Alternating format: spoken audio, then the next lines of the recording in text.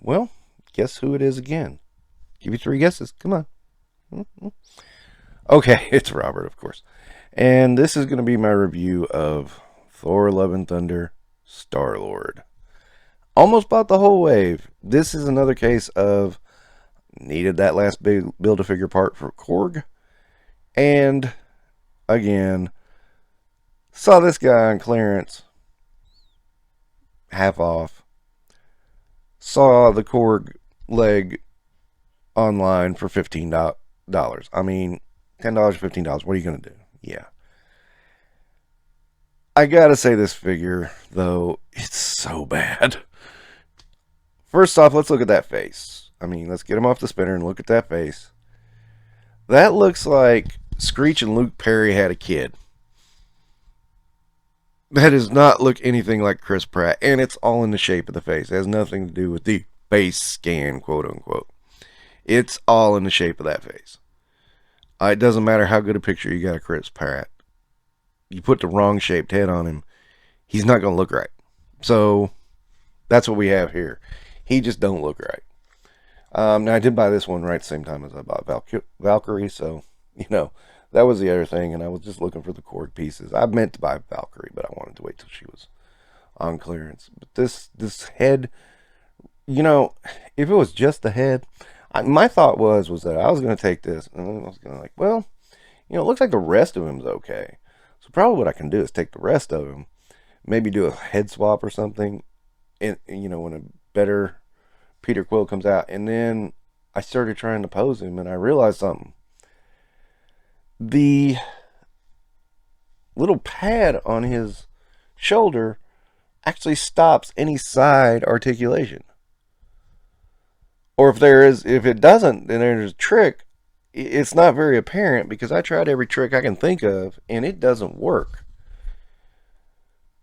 So, yeah, this figure kind of sucks. I mean, you can't even get him to do a little bit of side. I mean, you can't get him to do anything hardly. Besides hold his hands up and down. And I would understand that if that was functional, but it's not. I mean, it just doesn't work. And we're so far beyond the point where we should be, Hasbro should be like, that's easy, we can fix that, and then get around it. I mean, there was a million ways to do that. That would not have hindered articulation. And, of course, he can kind of holster his guns, but you know what? The jacket squeezes in on him, and they don't hold correctly. They just kind of get forced out, and it's like, wow, everything about this figure sucks.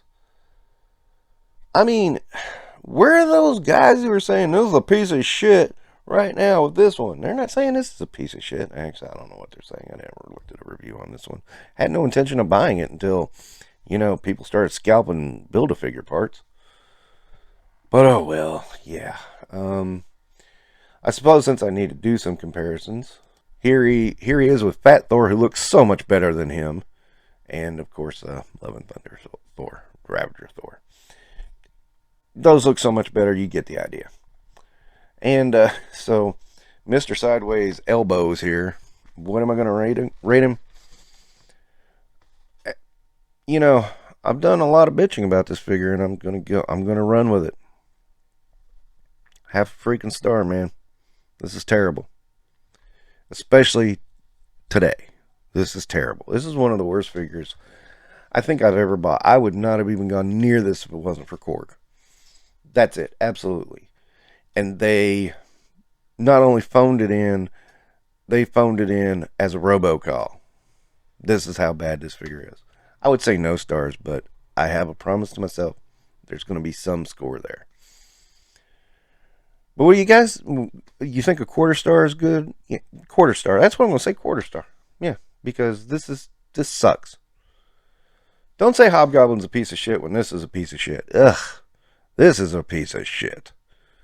This is awful. Okay. My honest review of Star-Lord from Thor Love and Thunder. Hope you enjoyed my ranting and raving. Thank you. And please subscribe. It helps the channel grow.